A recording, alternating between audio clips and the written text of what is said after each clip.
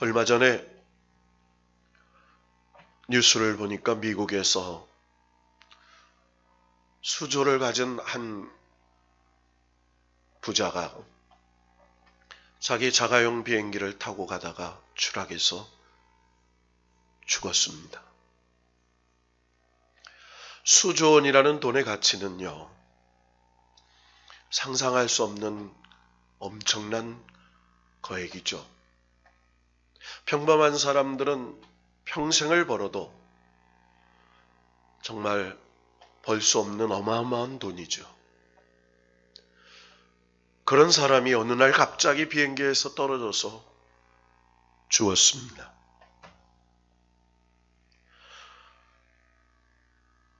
여러분, 그 사람의 입장을 한번 생각해 볼까요? 얼마나 우울했겠습니까? 얼마나 정말 어이가 없었겠습니까? 성경에 보면 한 부자가 아주 큰 풍년이 들어서 자기가 준비한 창고에 수확물을 가득 채우고 부족해서 창고를 새로 지어서 그곳을 가득 채웠습니다. 그리고 그 부자가 스스로 자기에게 이렇게 말합니다. 내 영혼아, 이제 먹고 마시고 즐기자. 그때 하나님께서 이렇게 말씀하셨습니다. 어리석은 자여, 오늘 밤 내 영혼을 불러가면 내 것이 네 것이 되겠느냐. 어리석은 자여, 이렇게 얘기했어요. 그런데 더 어리석은 것은 그 부자가 한 이야기죠. 내 영혼아, 내 영혼아, 먹고 마시고 즐기자. 여러분, 우리가 신명기서나 출애굽기나 민수기를 보면 사람이 떡으로 사는 것이 아니라 하나님 입에서 나오는 말씀으로 산다라는 말씀이 나오죠. 육신은 음식을 먹어야 힘을 얻습니다. 그러나 영혼은 하나님의 말씀으로 힘을 얻습니다. 저와 여러분은 하나님께 예배를 드리러 왔습니다. 이 예배가 하나님께 상달되기를 원합니다. 예배는 하나님을 만나는 거룩한 시간입니다. 구원받은 하나님의 사람들이 최고의 구원의 감격을 감사해서 드리는 그 구원의 감사가 예배인 것입니다. 예배는 하나님을 만나는 시간입니다. 하나님이 만나서 말씀을 통해서 계시합니다. 그 말씀이 살았고 운동력이 있어 좌우에 날선 어떤 검보다도 예리하여 우리의 혼과 영과 및 관절 골수를 찔러 쪼개기까지 하여 우리를 소성시키는 능력이 있습니다. 그 말씀으로 세상을 이기고 그 말씀을 죄를 이기고 그 말씀으로 미혹과 사단의 유혹을 이겨서 하나님의 뜻을 이루며 살아가는 것이 하나님의 백성의 사명인 줄로 믿습니다. 그래서 예배는 하나님께 들리는 것이죠. 예배는 구원받은 우리에게는 가장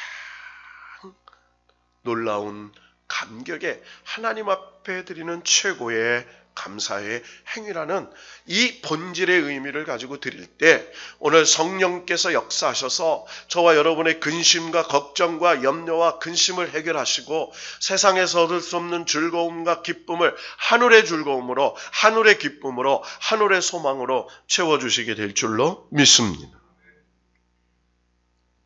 여러분, 믿음이란 무엇일까요? 여러분, 우리는 믿음이라고 말하면 일반적인 의미로 너무 쉽게 받아들여요. 여러분, 우리가 믿는다는 건 뭡니까? 신뢰한다는 거죠. 이게 세상적인 통용되는 믿음이에요. 믿음이 있기 때문에 차를 끌고 갑니다. 믿음이 있기 때문에 비행기를 타죠. 믿음이 있기 때문에 우리가 음식을 먹고요. 우리가 살아가는 거예요. 믿음이란 무엇인지 내 기준에 알고 있는 막연한 생각이나 개념을 가지고 이해하면 안 됩니다. 성경이 말하고 있는 믿음이라는 게 있어요. 여러분, 우리가 믿음이라는 말을 이해하기 위해서는 믿음이라는 말의 반대 의미가 어떻게 쓰여지고 있는지를 먼저 우리가 알 필요가 있습니다. 여러분, 믿음의 반대말은 흔히 믿지 않는 것이라고 말합니다. 믿는 것과 믿지 않는 것. 여러분, 믿지 않는 것이라면 불신앙이라고 말할 수 있겠죠. 그러면 믿음의 반대말이 불신앙입니까? 그건 아닙니다. 우리 말씀 한 절을 찾아봅시다. 로마서 3장 27절과 28절의 말씀을 찾아봅시다.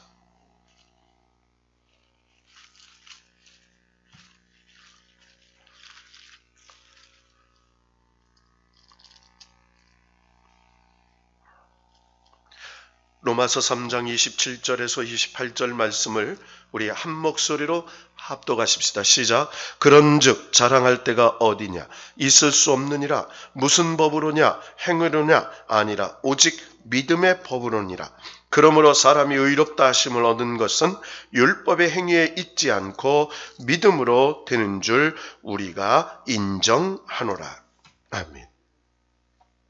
여러분, 무슨 말이에요? 사람이 의롭게 되는 것을 누군가로부터 얻는 것이라고 표현하고 있습니다. 그러니까 내가 의롭다라는 것을 누군가로부터 얻는다 이렇게 말하죠. 다시 말해서 사람이 의롭게 되는 것은 율법의 행위로 말미암지 않고 믿음으로 얻는 것이다 이렇게 말했어요. 자, 그러면 이때에 믿음으로 얻는 것이라고 한다면 앞에서 말한 것처럼 누군가로부터 의를 얻는데 자기가 하나님을 믿었기 때문에 얻었다고 한다면 그 의는 자기 믿음이라는 것이 의를 받을 수 있는 이유나 근거가 되는 겁니다. 그러니까 내가 믿었기 때문에 자기 믿음으로 의를 얻었다라고 오해할 수 있다는 거예요. 자, 그렇다면 믿음이라고 할지라도 자기 행위에 불과하다는 겁니다. 내가 믿었기 때문에 의를 얻었다라고 하면 자기 행위예요. 자기 의가 되는 거예요. 그래서 믿음에 대하여 대칭제는 용어로 행위를 말하고 있는 것입니다. 그것이 무슨 행위냐? 율법의 행위예요. 무슨 행위라고요? 율법의 행위. 그러니까 구약 성경에 가르쳐준 하나님의 말씀은 율법의 행위예요. 그 율법을 지킴으로 의를 얻었다 이 얘기하는 거죠. 자, 그런데 그 율법의 행위로 자기 얻었단 의라면 자기 행위로 얻은 의밖에 안 된다는 겁니다. 그 믿음은 자기 의라는 거예요. 따라서 믿음이라는 말의 반대는 인간의 행위라는 거예요. 그러니까 믿음이라는 말의 반대가 뭐라고요? 인간의 행위예요. 이렇게 볼 때 믿음이라고 하는 말은 인간의 행위와 반대로 하나님의 행위를 말한다는 거죠. 그러니까 믿음이 뭐냐? 하나님이 인간에게 행동해 주신 그 행위. 자, 그러면 인간의 행위가 믿음의 반대말이에요. 인간의 행위로는 구원을 받을 수가 없어요. 그 인간의 의로, 인간의 믿음으로는 구원을 받을 수가 없어요. 다시 말해서 믿음이란 하나님께서 행동하신 것을 가지고 믿음이라고 말합니다. 하나님의 행위가 무엇입니까? 하나님의 행위의 가장 극적인 것이 십자가죠. 하나님께서 예수 그리스도를 이 땅에 보내셔서 십자가의 고난과 죽음으로 우리의 죄를 대속하신 후에 죽은 지 3일 만에 부활하셔서 부활의 첫 열매가 되시고 우리도 그 예수를 믿으면 부활의 열매가 되어서 하나님의 영원한 처소인 천국에서 영생복락을 하나님과 함께 누리게 된다는 것입니다. 자, 그러니까 이 말씀을 한 줄로 정리하면 이겁니다. 하나님의 십자가라는 행위가 우리에게 주어질 때 우리는 의를 얻게 된다는 겁니다. 이것을 가지고 믿음이라고 말하는 거예요. 그러니까 하나님의 행위를 믿는 거예요. 그러니까 내 행위로는 구원을 받을 수가 없어요. 그래서 하나님의 행위, 하나님이 하나밖에 없는 아들을 우리의 대속제물로 주셔서 십자가에 죽으시고 우리의 죄를 용서해 주신다는 그 하나님의 그 대속의 은혜를 믿는 것을 은혜라고 생각하는 거죠. 믿음이라고 얘기하는 거예요. 자, 그러면 뭐예요? 여기서 하나님의 행위를 의미하는 것이 믿음이라면 우리에게 믿음이 있다는 것은 내가 무엇을 할 수 있고 살아있음을 느끼는 게 아니라, 자, 따라합시다. 우리는 아무것도 할 수 없습니다. 그러니까 나는 아무것도 할 수 없다는 의미가 뭐예요? 나는 살아있는 게 아니에요. 나는 죽은 존재와 같아요. 나는 아무것도 할 수 없고 죽었음을 인정하는 것으로 나타나는 거예요. 그러니까 우리의 믿음은요, 한마디로 이거예요. 하나님, 나는 아무것도 할 수 없습니다. 나는 의가 없습니다. 내 행위로는, 내 인간의 행위로는 구원을 받을 수가 없습니다. 내가 하나님이 하신 그 십자가의 행위를 믿음으로 말미암아 하나님이 내게 믿음을 주셔서 하나님의 은혜로 구원을 받았습니다. 이걸 얘기하죠. 자, 인간은 자기가 무엇을 할 수 있다는 것의 의미를 느끼고 살아가면 죄인이에요. 성경은 그렇게 얘기해요. 그래서 여러분, 우리가 지금 히브리서를 말씀을 보고 있죠. 여러분, 이 히브리서는 유대교에 대한 기독교의 변증서라고 말했어요. 그러니까 유대인들이 유대교를 믿었습니다. 그들은 하나님에 대해서 너무 잘 알았어요. 특히 구약의 하나님에 대해서 너무나 잘 알았어요. 구약의 율법을 믿었습니다. 그 율법을 지킴으로 자기들이 하나님의 선민이 되어서 하나님의 백성이었고 하나님이 자기들을 구원해 주신다고 믿었어요. 그런데 오늘 이 히브리서 기자는 너희들이 율법의 행위로는 구원을 받을 수 없다고 얘기하는 거예요. 인간의 행위로는 구원을 받을 수가 없어요. 여러분, 저와 여러분이 예수 잘 믿어서 구원받습니까? 아닙니다. 여러분, 저와 여러분은 예수 그리스도의 십자가의 은혜로 구원을 받았습니다. 그래서 앞으로 구원받은 은혜에 감사해서 사명을 가지고, 복음의 사명을 가지고 하나님 뜻대로 살아가려고 최선을 다해가는 거예요. 예수 믿은 이후에 예수 잘 믿어서 구원을 받을 수가 없어요. 우리는 하나님의 은혜로 구원을 받았어요. 앞으로도 마찬가지예요. 여전히 실수하고 여전히 죄를 지을 수밖에 없고 여전히 내 생각에는 두 자아가 있어서 악한 생각과 성령이 주시는 의의 생각이 늘 내 안에서 두 자아가 싸워서 갈등하는 오라 곤고한 자여 누가 사망의 늪에서 나를 건져낼까 고백했던 사도 바울과 같은 존재라는 거예요. 그래서 여전히 하나님의 은혜가 필요하죠. 그래서 하나님과의 깊은 관계와 교제를 인정하고, 여러분, 우리는요, 하나님의 관계는 뭐예요? 하나님은 아버지고 우리는 하나님의 아들, 딸들이에요. 구약에서는 하나님은 나의 하나님이 되고 너희는 나의 백성이 되고 그랬어요. 하나님의 백성이었어요. 근데 신약에서는 하나님은 우리의 아버지가 되시고 우리는 하나님의 아들, 딸이 된 거죠. 이게 하나님과의 관계예요. 그러면 이 하나님의 관계에서 하나님의 축복을 누리며 살아가는 비결이 뭐예요? 하나님과의 교제입니다. 이 교제는 예배를 통해서 이루어지고 찬양을 통해서 이루어지고, 그리고 더 깊은 영적인 교제는 기도를 통해서 이루어지는 거예요. 하나님이 기도를 통해서 저와 여러분에게 은혜 주시고 능력 주시고 축복 주실 줄로 믿습니다. 그래서 친밀한 교제가 필요한 거예요. 자, 그러면서 이 히브리서는 뭐예요? 초대교회에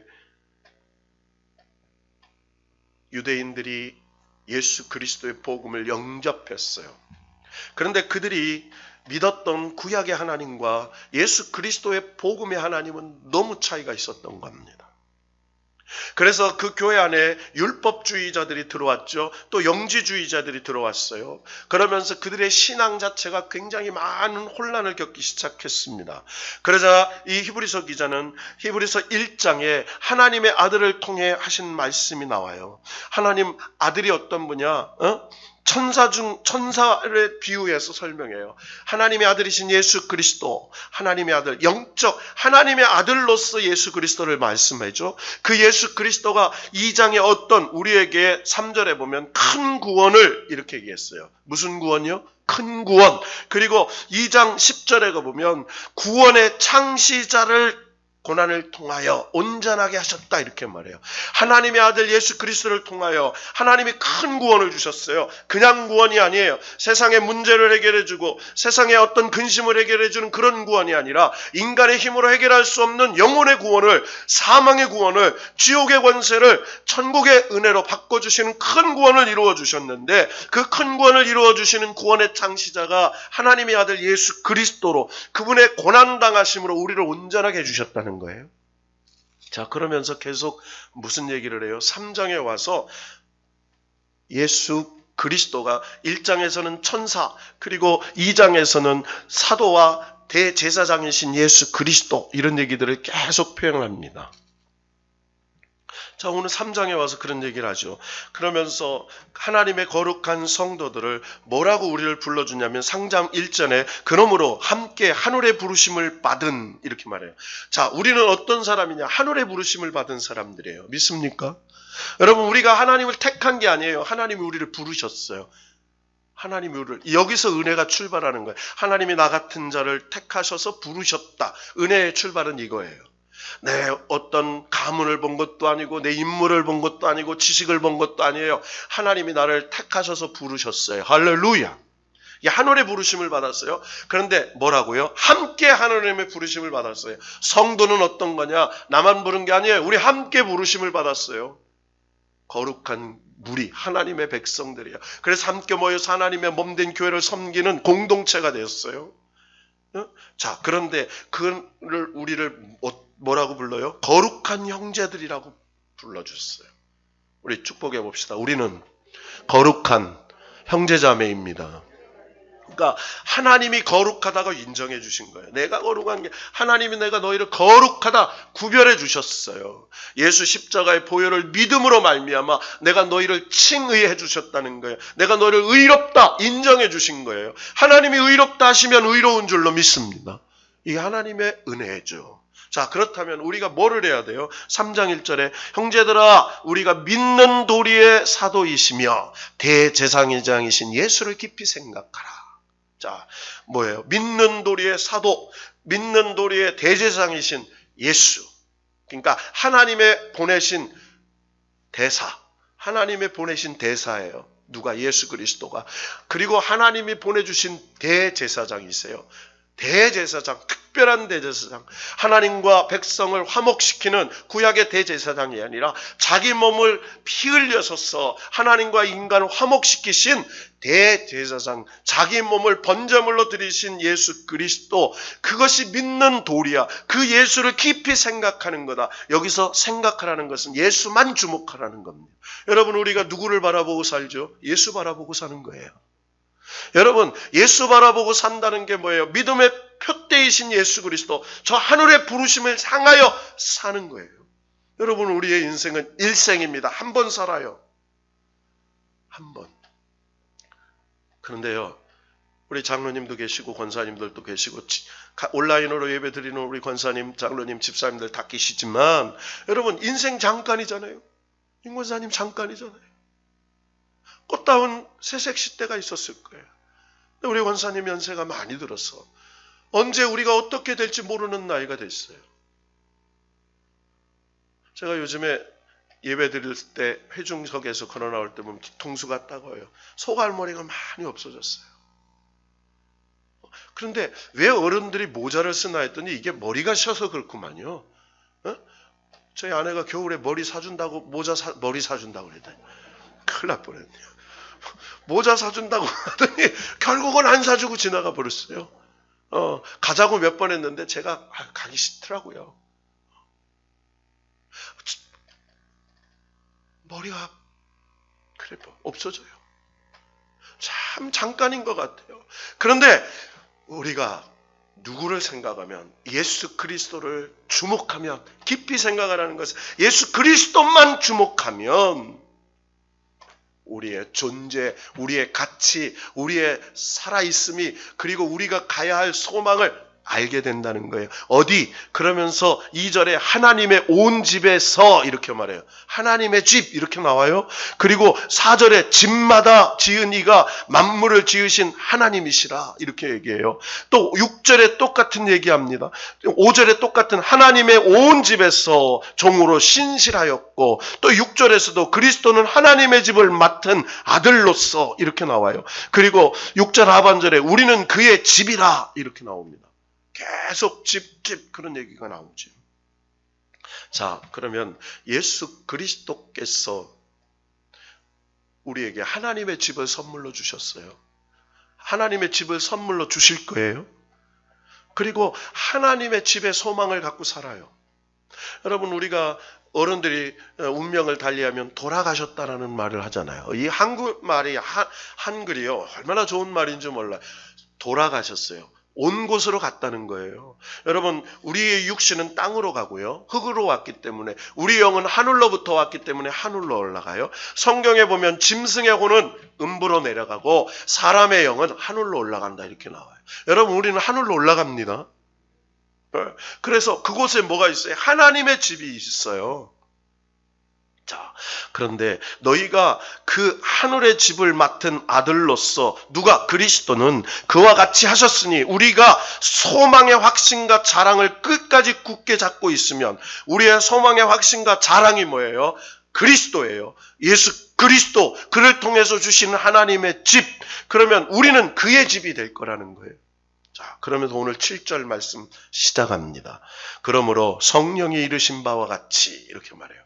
자, 여러분 7절부터 11절은 시편 95편 7절에서 11절 말씀을 인용한 거예요. 한번 가봅시다. 시편 95편이 그런 말씀이 있는지.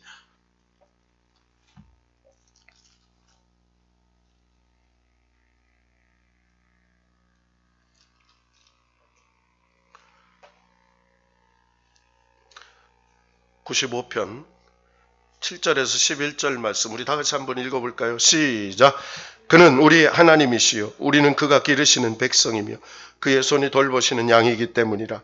너희가 오늘 그의 음성을 듣거든 너희는 우리바에서 같이 마사에 지내던 날과 같이 그때 너희 조상들이 내가 40년 동안 그 시대로 근심하여 이르기를 그들은 마음이 미혹된 백성이라 내 길을 알지 못한다 하였도다. 그러므로 내가 노하여 맹세하기를 그들은 내 안식에 들어오지 못하리라 하였도다. 할렐루야. 자, 이 시편 95편 7절에서 11절의 말씀을 지금 인용한 거예요. 자, 그러니까 시편 95편 다윗의 시죠. 다윗의 시대에 이 다윗의 시를 다윗이 인용을 했어요. 언제? 출애굽기의 말씀을 인용한 거예요. 다윗의 시대에서 그때는 500년 전에 그 자기 조상들의 그 출애굽 시대에 그들의 신앙과 불신앙의 이 이야기를 근거로 들면서 다윗 시대에 하나님의 백성들이 어떻게 하나님을 믿어야 되는지를 인용한 거예요. 그러면 이 히브리서는요, 그로부터 1000년이 지난 후에, 그로부터 이 초대교회 당시에 그 모세의 출애굽 백성들의 말을 인용하면서 특별히 다윗 시대의 이야기들을 또 인용하면서 모세 시대, 다윗 시대 그리고 초대교회 당시의 신앙인들이 우리가 어떻게 하나님을 믿어야 될지, 예수 그리스도가 우리에게 어떤 은혜와 구원을 가져다 줬는지, 우리가 인간의 행위가 구원을 가져다 주는 게 아니라 하나님의 행위가, 하나님의 십자가의 은혜가 우리에게 구원의 은총을 가져다 준다는 것을 계속 말씀하면서 우리가 이 시대에 어떻게 하나님을 믿어야 될지를 기록해 주면서 오늘 이 히브리서 3장의 말씀은 바로 그 시대로부터 수천 년이 지난 오늘 이 시대 우리에게 주신 성령이 주시는 말씀으로 우리도 그 모세 시대, 다윗 시대, 초대교회 시대 성도들처럼 우리가 그런 백성이 되면 안 되고 하나님께서 인정하는 성령께서 우리에게 주시는 하나님의 그 믿음이 인정받아서 하나님의 그 안식에 들어갈 수 있는 하나님의 백성이 되어야 한다는 것을 말씀하고 있는 거예요. 여러분, 오늘 이 말씀은 저와 여러분에게 주신 하나님의 말씀인 줄로 믿습니다. 자, 그런데 이 말씀이 어디에서 생긴 거예요? 여러분, 이 말씀은 바로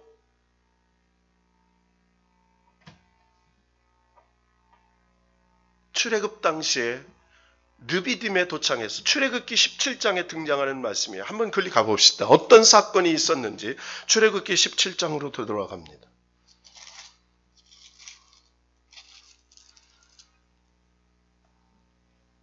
출애굽기 17장 1절 2절 말씀 다 같이 읽습니다. 시작. 이스라엘 자손이 온 회중이 여호와의 명령대로 신광야에서 떠나 그 노정대로 행하여 르비딤의 장막을 쳤으나 백성이 마실 물이 없는지라. 백성이 모세와 다투어 이르되 우리에게 물을 주어 마시게 하라. 모세가 그들에게 이르되 너희가 어찌하여 나와 다투느냐? 너희가 어찌하여 여호와를 시험하느냐? 자, 4절에 보니까 모세가 하나님께 부르짖습니다. 그리고 7절에 하나님께서 5절, 6절에 지팡이로 그 반석을 쳐서 물이 나오게 하죠. 그래서 7절에 이렇게 얘기해요. 7절 다 같이 읽습니다. 그가 그곳 이름을 마사 또는 무리바라 불렀으니 이는 이스라엘 자손이 다투었으며 또는 그들이 여호와를 시험하여 이르기를 여호와께서 우리 중에 계신가 안 계신가 하였음이라.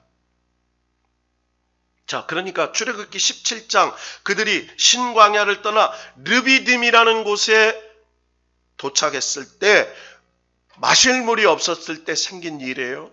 거기서 모세와 백성이 다툽니다. 그래서 모세가 여호와를 시험하느냐, 시험, 마사, 무리바, 다툼. 그래서 하나님을 시험하고 다투느냐라고 하는 그 여중에 하나님께서 모세를 통하여 반석을 쳐서 물이 나오게 하셨어요.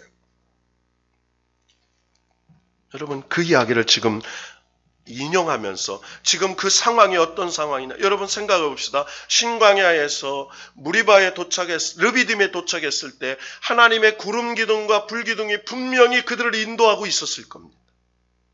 그들의 눈에 하나님의 불 기둥과 구름 기둥이 보였어요. 그런데도 불구하고 그들이 하나님을 의심했어요.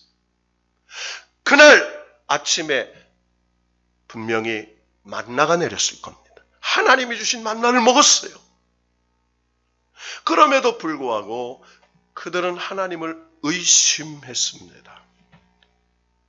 자, 그러면서 그들이 뭐라고 말해요? 광야에서 시험하던 날에 거역하던 것 같이 너희 마음을 완고하게 하지 말지라, 이렇게 말해요.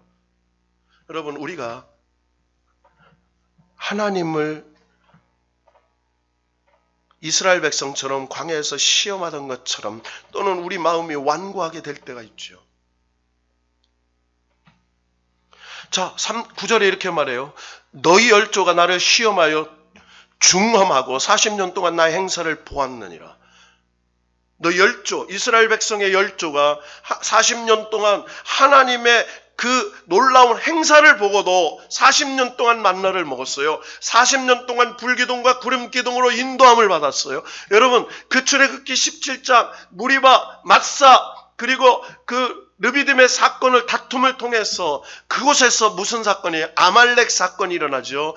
모세와 그리고 아론과 훌이 함께 손을 들고 기도할 때 아말렉을 물리치고 손을 내려올 때 이스라엘 백성이 물려나는 하나님이 도우시는 역사를 목격하게 돼요. 그러니까 40년 동안 하나님의 기적을 보았어요. 매일매일 만나를 먹었습니다. 매일매일 불기둥과 구름기둥 인도함을 봤어요. 그럼에도 불구하고 10절에 보니까 그들이 항상 마음이 미혹되어 내 길을 알지 못하였도다, 이렇게 말했어요.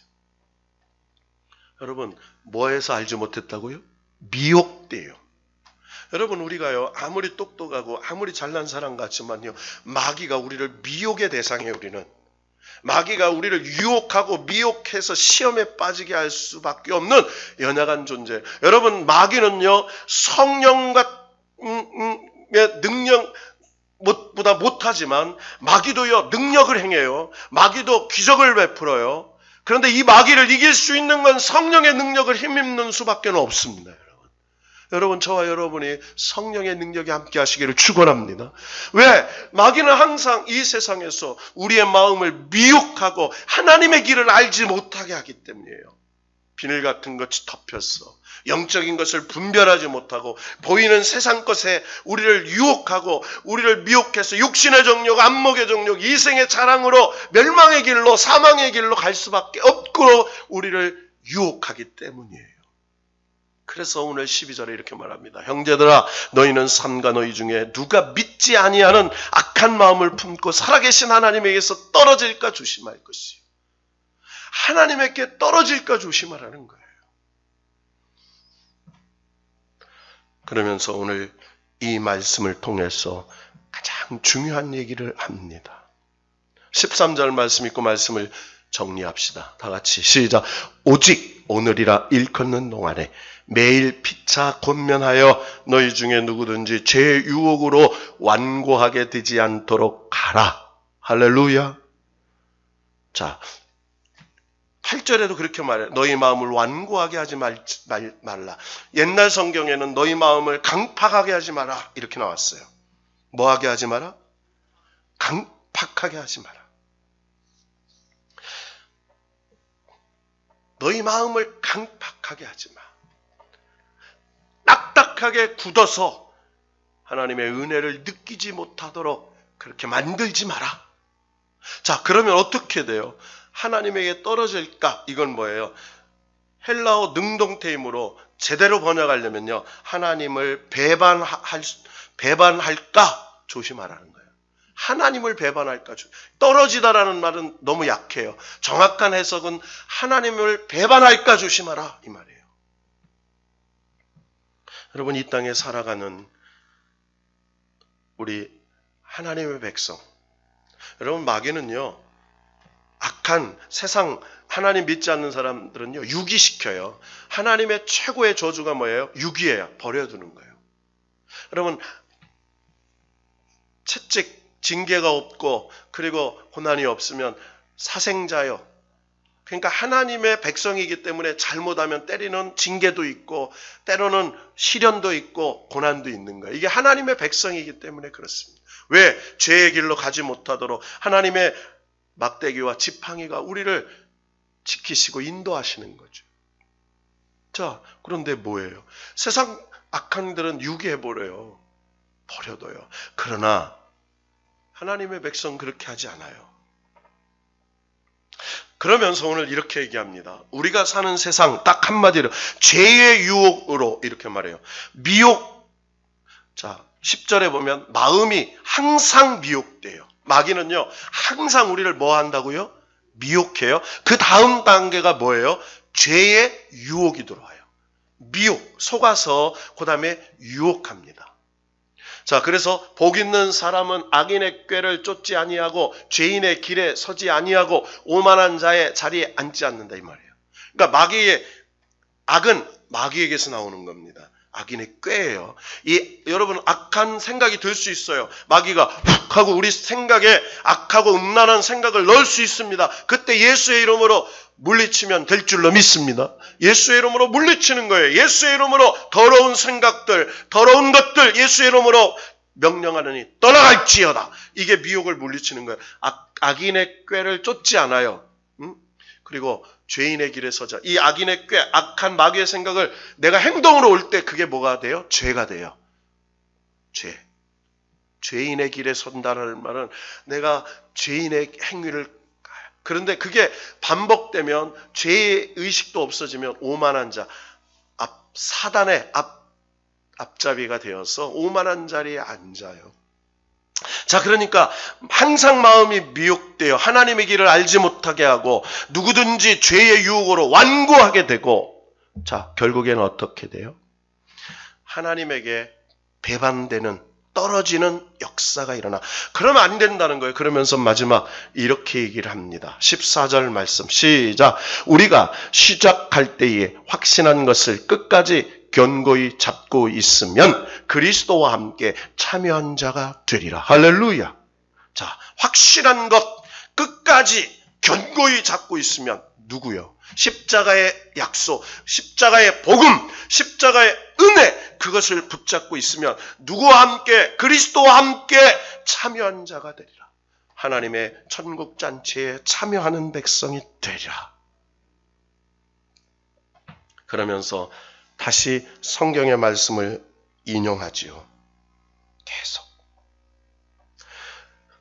오늘 너희가 그의 음성을 듣거든 격노하게 하시던 것 같이 너희 마음을 완고하게 하지 말라 하였으니 듣고 격노하게 하신던 자가 누구냐?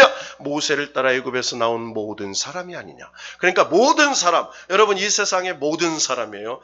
모세를 따라 이스라엘 백성 출애굽한 모든 이예요. 이 세상에 살고 있는 모든 사람들이 미혹당하고 유혹당하고 그래서 경노하고 그리고 시험에 들 수밖에 없는, 완고하게 될 수밖에 없는 존재예요.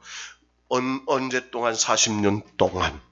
자, 그러면서 안식에 들어오지 못했어요. 그런데 오직 누구와?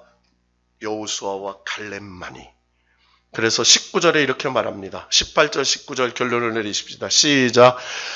또 하나님이 누구에게 맹세하라. 그의 안식에 들어오지 못하리라 하셨느니라. 곧 순종하지 아니하던 자들에게가 아니냐. 이러보건대 그들이 믿지 아니함으로 능히 들어가지 못한 것이다. 아멘. 여러분, 그들이요, 민수기 14장 28절에서 30절의 말씀이 인용이에요. 이 부분은. 그래서 그들이 순종치 아니하여 범죄하여 광야의 시체로 남았어요. 하나님의 안식에 들어가지 못했어요. 자, 그러면서 하나님이 뭐라고 그들에게 하면, 회개할 충분한 시간이 있었는데, 회개할 충분한 순종이 있었는데, 시간이 있었는데, 곧 순종하지 아니하던 자들에게 아니냐. 자, 믿지 아니함으로 라는 말이 뭐예요? 하나님의 은혜로 너희들이 하나님께서 보여주는 그 길을 따라가면, 그 길이 뭐예요? 불기둥과 구름기둥으로 인도하는 길이었어요. 그 불기둥이 인도하면 하나님이 약속하신 곳으로 안식에 들어가는 길이에요. 여러분, 지금의 불기둥, 구름기둥은 표대 대신 예수 그리스도예요. 예수 그리스도의 말씀을 붙잡고 예수 그리스도께서 걸어가신 그 길을, 너희는 자기를 부인하고 자기 십자가를 지고 나를 따르라, 예수 그리스도를 따라가면 하나님이 예비하신 영원한 안식에 들어가게 될 줄로 믿습니다. 자, 그러면서 하는 말씀이 뭐예요? 날마다 내 행위로는 아닙니다. 나는 죽은 자입니다. 내 행위로는 아무것도 할 수 없는 죽은 자와 같습니다. 하나님의 행위로, 십자가의 행위로, 그리고 하나님이 주신 그 믿음으로, 내게 나온 믿음이 아니고 하나님이 주신 그 믿음으로 내가 그 놀라운 하나님의 약속의 집에, 하나님의 안식에 하나님이 예비하신 그 길로 들어갈 수 있습니다 라고 고백하라는 거예요. 여러분, 우리에게 그래서 소망이 있는가요? 저와 여러분에게 소망이 있습니까? 아닙니다. 젊음도 가고 청춘도 가고 지식도 가고 다 가요. 내게 남은 건 예수 십자가의 은혜밖에 없습니다. 이 십자가 든든히 붙잡으면 하나님이 저와 여러분을 그 길로 알게 하셔서, 인도하게 하셔서 영원한 안식으로, 영원한 하나님의 집으로 저와 여러분을 인도해 주셔서 죽은 소망이 아니라 산 소망 붙잡고 오늘도 믿음으로, 소망으로 감사하며 살아가게 될 때에 안 되는 걸 되게 하시고 불가능한 걸 가능하게 하시고 없는 걸 있게 하시는 그 하나님의 은혜가 저와 여러분의 삶에, 여러분의 가정과 자녀들 인생 위에 하나님이 그 길로 인도하시는 놀라운 역사가 있기를, 이 사순절 세 번째 주간에 하나님의 축복이 넘치기를 주 예수의 이름으로 축원합니다.